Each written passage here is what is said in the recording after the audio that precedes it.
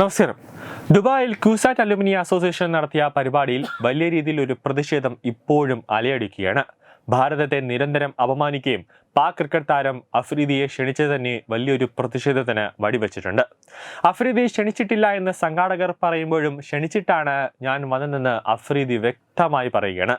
ചോറ് ഇവിടെയാണെങ്കിലും കൂറ് പാകിസ്ഥാനിലാണെന്ന് ആ മലയാളി സംഘടനകൾ തെളിയിച്ചു കഴിഞ്ഞു എന്നതാണ് വസ്തുത. അതുകൊണ്ട് തന്നെ ഇവർക്കെതിരെ ശക്തമായ നടപടികളും ഇവരുടെ പാസ്പോർട്ടുകളുമടക്കം റദ്ദ് ചെയ്യണമെന്നും കേന്ദ്ര സർക്കാർ വലിയ രീതിയിലൊരു ഗുരുതരമായ നടപടി ഇവർക്ക് നേരെ എടുക്കണമെന്നാണ് ഭാരതത്തിലുള്ള ജനങ്ങൾ തന്നെ വ്യക്തമാക്കുന്നത്. നേതി സംഘടിപ്പിച്ച ഓപ്പറേഷൻ സിന്ദൂറിനെ കുറിച്ച് നടന്ന പരിപാടിയിലാണ് ദുബായിലെ മലയാളി സംഘാടകർക്ക് നേരെ പ്രതിഷേധമുണ്ടായത്. വലിയ രീതിയിൽ മലയാളി സംഘാടകർക്കെതിരെ ശക്തമായ രീതിയിലൊരു പ്രതിഷേധം അവിടെ അലയടിച്ചിട്ടുണ്ട്.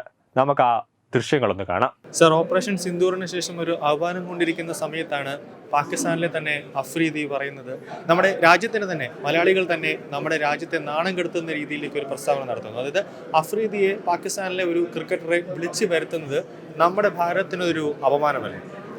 നിശ്ചയമായിട്ടും അതൊരു രാജ്യദ്രോഹമായിട്ട് തന്നെ കണക്കാക്കാൻ ഒക്കുള്ളൂ.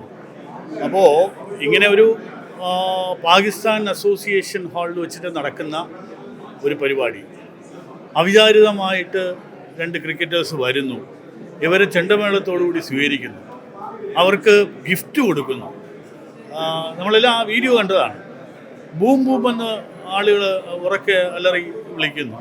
അപ്പം ഇത് യാദൃശ്ചികമായി വരുന്ന ഒരു കാര്യമാണ് എന്ന് ഒരിക്കലും ഒരു സാമാന്യ ബുദ്ധിയുള്ളവർക്ക് വിശ്വസിക്കാൻ പറ്റില്ല. രണ്ട്, ഇതിനകത്ത് നമ്മൾ നോക്കിയാൽ മനസ്സിലാവും ഒരാൾ പോലും അതിന് എഗൻസ്റ്റായിട്ട് ഒരു പ്രതിഷേധമോ, കാരണം ഇത്രയും അഭ്യസ്തവിദ്യരായിട്ടുള്ള ഒരു കൂട്ടം, ഒരു ബിടെക്കിൻ്റെ ഒരു കുസാറ്റ് എന്ന് പറയുന്ന ഒരു വലിയ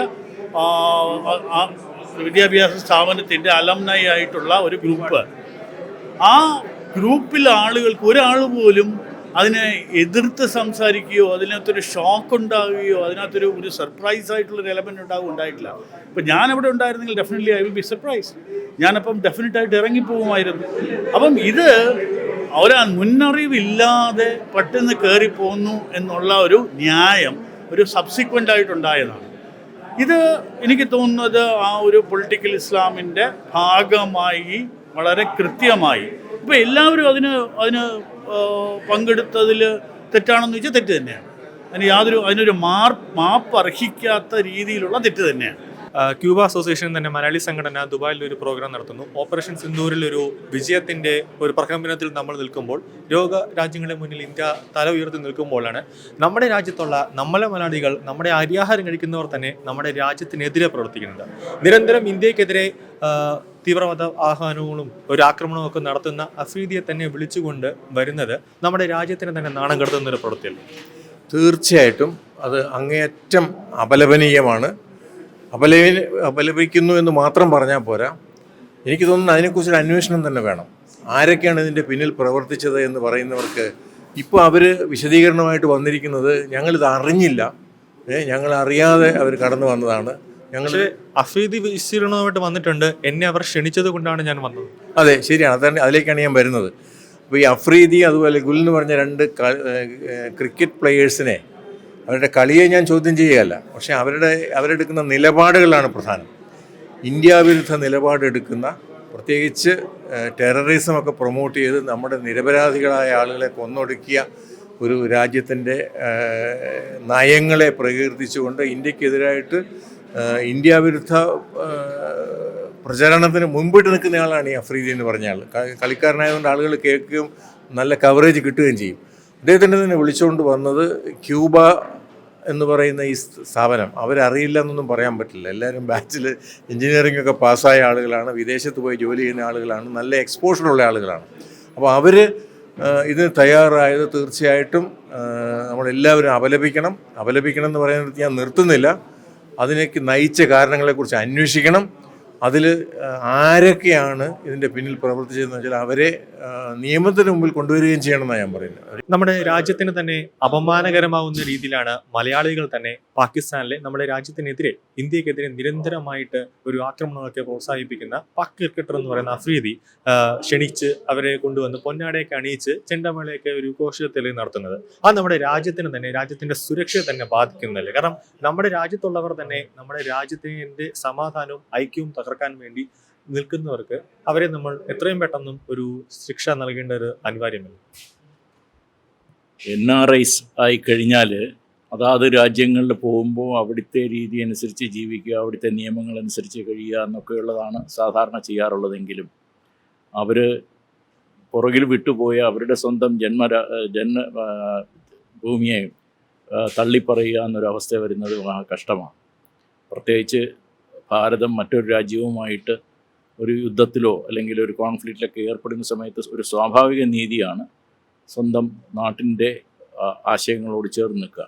ഇവിടെ നടന്നിരിക്കുന്നത് പ്രത്യേകിച്ച് ഭാരതത്തെ എപ്പോഴും വെല്ലുവിളിക്കുകയും വളരെ മോശമായി ചിത്രീകരിക്കുകയും അതിനെതിരെ പ്രതികരിക്കുകയൊക്കെ ചെയ്യുന്ന ഒരു കളിക്കാരനെ സ്വീകരിക്കാൻ നമ്മുടെ തന്നെ NRIs എല്ലാവരും ഗൾഫ് രാജ്യങ്ങളിൽ പ്രത്യേകിച്ച് പറയുവാണെങ്കിൽ അവർ സിറ്റിസൺസും അല്ല, അവർ ഇന്ത്യൻ സിറ്റിസൺസ് തന്നെയാണ്. അപ്പോൾ ഇന്ത്യൻ പൗരന്മാർ ഒരു രാജ്യത്തിനെതിരെ പ്രത്യേകിച്ച് ഒരു യുദ്ധ സാഹചര്യത്തിലൊക്കെ പ്രതികരിക്കാനും അല്ലെങ്കിൽ എറുത്ത് നിൽക്കുന്ന ഒരാളെ സ്വീകരിക്കാനും ഒക്കെ ചെയ്യുന്നത് വളരെ ദുഃഖകരമാണ്, ലജ്ജാകരമാണ്.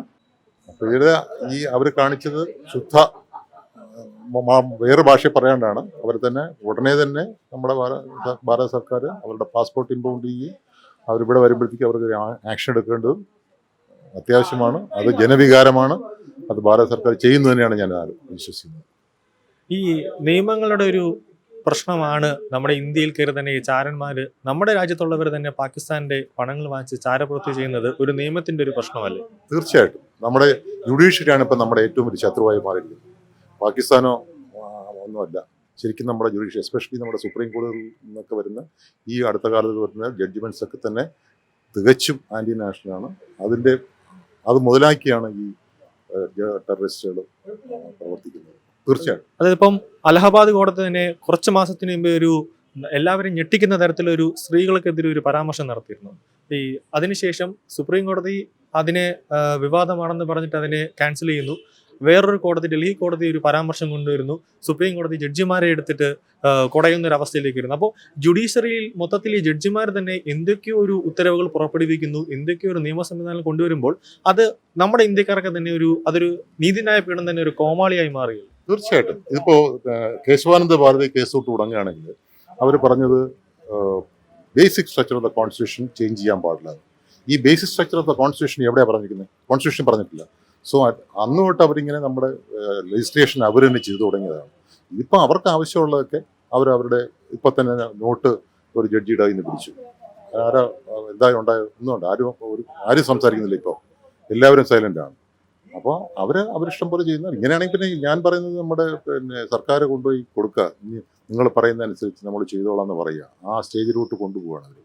രാജ്യത്ത് ഭാരതത്തിൽ താമസിച്ചുകൊണ്ട് തന്നെ രാജ്യത്തിന് എതിരെ പ്രവർത്തിക്കുന്ന ഈ മലയാളികൾക്കെതിരെ ശക്തമായ നടപടികളും അതോടൊപ്പം തന്നെ ഇവർക്കെതിരെ ഒരു വിട്ടുവീഴ്ചയും പാടില്ല. ഇവരുടെ എല്ലാ സ്റ്റേറ്റ്മെന്റുകളും, അതായത് ബാങ്ക് ഡീറ്റെയിൽസുകളോ, അതായത് ഇവർക്ക് പാകിസ്ഥാനിൽ നിന്നടക്കം ഏതെങ്കിലും തരത്തിൽ ഫണ്ടുകൾ കിട്ടിയിട്ടുണ്ടോ, ഇവരുടെ കോൺടാക്റ്റുകളടക്കം ദേശീയ സുരക്ഷാ ഏജൻസിയും IBയും റോയും അടക്കം പരിശോധിക്കണമെന്നും ഇവരെ ഒരു നിമിഷം പോലും നമ്മുടെ രാജ്യത്ത് വച്ചു നിർത്താൻ പാടില്ല എന്ന ഒരു വ്യക്തമായ സന്ദേശമാണ് ഈ പരിപാടിയിലൂടെ ജനങ്ങൾ തന്നെ നൽകിയത്. ന്യൂസ് ഡെസ്ക് തത്വമൈ ന്യൂസ്.